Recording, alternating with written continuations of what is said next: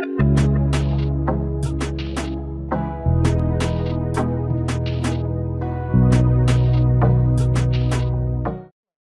agora eu estou pensando aqui, professor Thiago, como é que eu posso analisar e avaliar se um argumento, se um raciocínio, ele é bom ou não? Como é que eu posso definir isso? Então, se ele é dedutivo, ele é um argumento válido, certo? E se ele é indutivo, ele também é válido. Uma coisa importante verificar é que a validade não tem a ver com a verdade da proposição, seja premissa ou conclusão, tá? O que está em jogo aqui é simplesmente, dito uma coisa, é possível dizer outra? É possível de duas maneiras, ou indutivamente ou dedutivamente. Então, se por acaso eu não sei se as proposições que eu estou utilizando são verdadeiras ou falsas, uma coisa eu posso saber, que o argumento está bem construído. Existe conexão entre as duas coisas que eu estou falando. Pode não ser nem ser verdadeiras, certo? Mas existem conexões. Ou seja, a validade das premissas, se elas são de fato verdadeiras ou não, pouco importa na construção do raciocínio. Num primeiro momento, sim. Né? Com relação à validade do argumento, não importa. Por exemplo, eu posso montar um argumento dedutivo com duas proposições falsas. Por exemplo... Isso é importante. Tá? Agora eu quero ver, hein? Como é que eu monto um argumento válido com premissas falsas? Premissa e conclusão falsa. Alguns unicórnios são curitibanos. Logo, alguns curitibanos são unicórnios. As duas premissas aqui, as duas proposições, tanto a premissa quanto a conclusão, são falsas. No entanto, o argumento é dedutivo. Por quê? Caso a premissa fosse verdadeira, seria impossível que a conclusão fosse falsa. Perfeito. Professor, você falou também aqui da tal da solidez de um argumento, de um raciocínio. Sim. Explica para nós um pouco como funciona a solidez. Então, a solidez é o que vai fechar, digamos assim, para saber se um argumento é realmente bom. O primeiro passo é verificar se ele é válido, ou seja, se ele é indutivo ou dedutivo. Perfeito. Tá? Um argumento é sólido quando, além dele ser válido, ou seja, ser indutivo ou dedutivo, as premissas são de fato verdadeiras, certo? E aí, consequentemente, no caso do indutivo, a conclusão é provavelmente verdadeira, e no caso dedutivo, ela é necessariamente verdadeira. Então, quando eu tenho um argumento válido e as premissas são de fato verdadeiras, então eu tenho um argumento sólido, ou seja, que é o argumento ideal. Professor, eu estou pensando aqui nas nossas redes sociais, nos nossos Instagrams, nas nossas formas de comunicar as diversas opiniões que temos. É possível encontrar uma série de tentativas de emissão de um raciocínio, mas com nenhuma solidez, né? Sim. É talvez o que a gente mais principalmente sem até validade, que é o primeiro passo para verificar se um argumento é bom. Ou seja, a partir de A, eu vou chegar a uma conclusão Z, que não tem nada a ver com o que a premissa apontou. Mas às vezes um jogo de retórica, uma oratória, faz com que te convença do...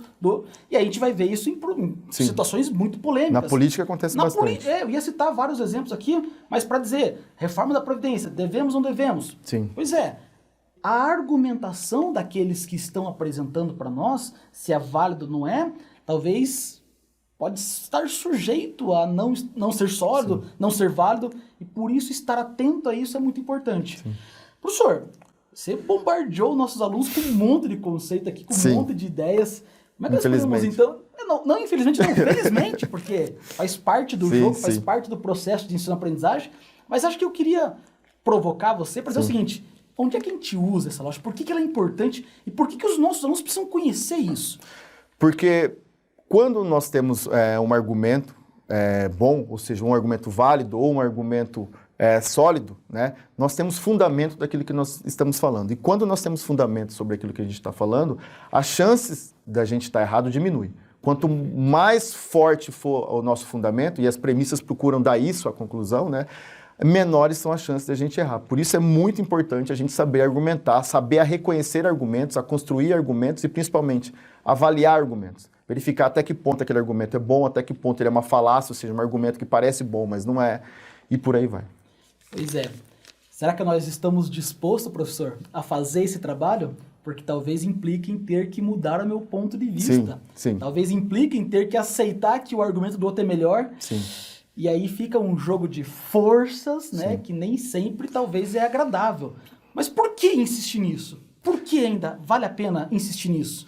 Porque quando a gente está discutindo, a maioria das vezes, ou pelo menos quando está discutindo de maneira honesta, a gente quer alcançar a verdade. E aí independe quem está com a razão, certo? Se eu quero encontrar a verdade, se é eu que estou com a razão, é você, pouco importa. O que importa é saber qual é a verdade sobre aquele assunto. E a melhor maneira de chegar à verdade, de saber se aquilo que a gente está discutindo é verdade ou não, é através de um bom argumento, é através de avaliações de argumento, de análise de argumento. Boa. E isso, o primeiro passo é procurar identificar falhas, ou seja, procurar ser crítico, entendeu? Para aprimorar e, com o tempo, alcançar a ideia que seja verdadeira.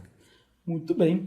Tá aí a boa e velha definição do que é ser um filósofo, é ser o amante do saber, do conhecimento, de um conhecimento que pode pretender a ser verdadeiro. Sim. Professor, alguma mensagem final para os nossos alunos? Vamos se encaminhando aqui para o nosso bate-papo, né? O que você gostaria de manifestar, então, e dizer assim, ó, dentro da lógica informal, vale a pena aprofundar os estudos nisso, naquilo, porque é assim que nós teremos uma sociedade mais sólida, mais próxima daquilo que seria de uma harmonia, não entendendo a harmonia como, né, vivendo todo mundo felizinho, bonitinho, mas pelo menos com um senso crítico capaz de manter um diálogo sincero e honesto. É importante a lógica, não só a lógica informal, né, mas a lógica formal também, porque... cenas dos próximos capítulos, hein? Pode ser. Lógica formal, cenas dos próximos capítulos. Porque nós precisamos, como eu disse no começo, raciocinar, precisamos de argumento para conhecer certas coisas. Sem o raciocínio, nós não conhecemos certas coisas. Por exemplo, qual é o princípio fundamental de uma sociedade? Eu não consigo bater o olho em algo e isso diretamente vir a mim. Eu preciso raciocinar, eu preciso debater argumentos, analisar argumentos para poder conhecer isso. Então, ou para saber se amanhã vai chover ou não, eu preciso raciocinar para essas coisas. Então, é necessário, nós somos obrigados a raciocinar e não tem como fugir disso. É obrigado sermos humanos. Sim. Talvez é a característica que nos define, essa capacidade de, então, fazer uma boa análise dos argumentos. E vocês, preparados para analisar esses argumentos com fundamento, com solidez, como o professor Tiago apresentou para nós aqui? Nem sempre é agradável, nem sempre é bom, mas talvez não tenha uma solução melhor para os problemas que nós enfrentamos na nossa sociedade. Pessoal, quero agradecer mais uma vez, professor Tiago, por se dispor, disponibilizar do seu tempo para vir aqui. Sempre um prazer, sempre bem-vindo.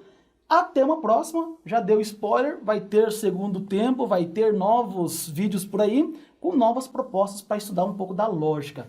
Valeu, pessoal. Abraço. Valeu, professor. Valeu, até mais. Até mais. Tchau, tchau.